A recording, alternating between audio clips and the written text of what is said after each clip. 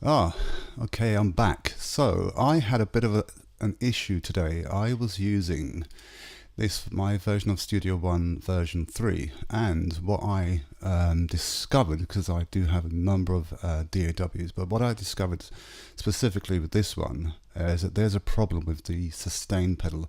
So if I demonstrate just quickly.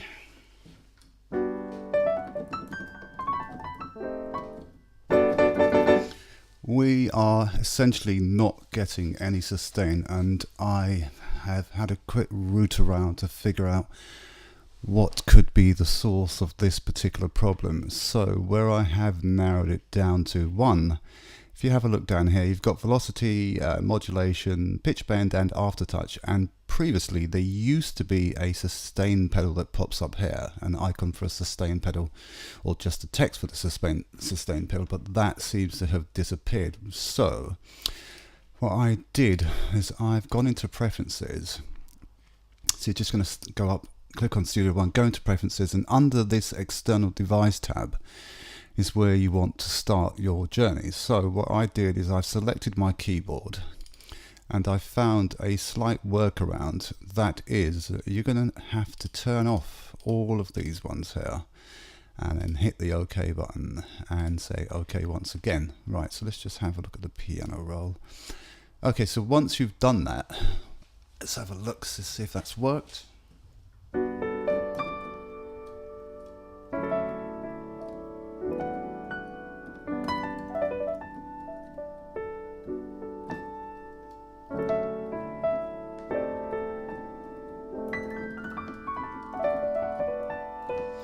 Okay, so that seems to be working.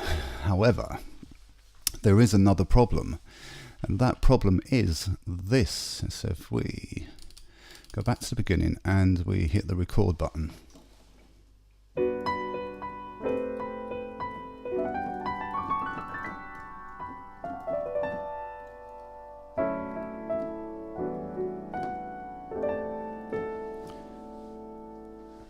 okay, so what you're going to notice is I've actually just done this, but this icon wasn't previously there, and we do need it here because we need it here because we want to be able to manage our automation. So this would be our velocity key for the sustain, so we are able to move this around.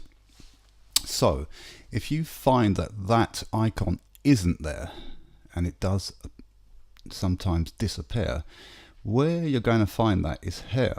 There's a little button here that you can click on. It gives you more options where you have, and what you're going to do is you're going to click underneath this MIDI tab. Once you click on the MIDI tab, it will expand out and there will be a number of different options. So because this list is very long, I'm simply going to go to my keyboard, tap the S key, and it will come down and it will show me where the sustain pedal icon is.